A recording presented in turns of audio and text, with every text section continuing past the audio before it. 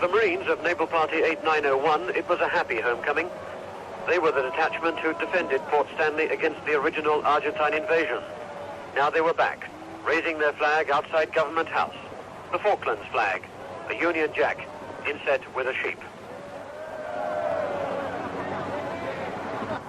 The first problem was what to do with the Argentine troops laying down their weapons in great piles in the streets of Stanley. They'd had plenty of guns, plenty of ammunition, but lacked the will to fight on. They'd expected to be beaten. They were.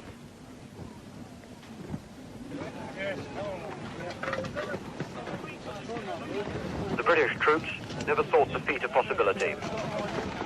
In the last hours before the surrender, Argentine officers and men were reported to be firing at each other. Now they were marched out to Stanley Airfield in thousands.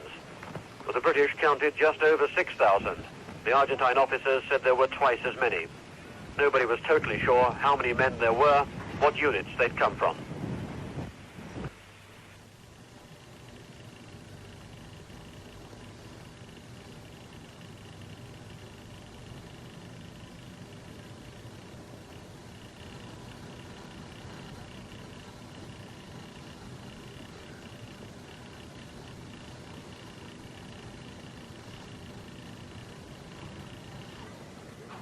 The airfield, several miles from the town, made an extraordinary sight.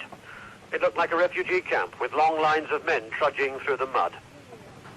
They were left there to fend for themselves until ships could take them back to Argentina. They lived off their own rations, made shelter from whatever they could find.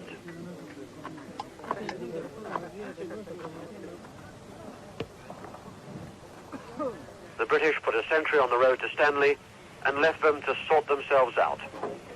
There was nowhere they could go, nothing for them to do, but wait forlornly among the wreckage.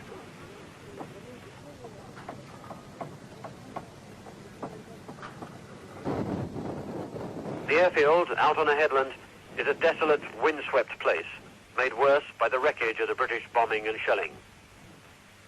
Bucara aircraft stood about, some destroyed, others bright, almost new, strangely so in the devastation. The airport buildings were skeletons, blown apart by the British bombardment, which continued until the last moment. Huge craters showed where the Vulcan bombs had been dropped.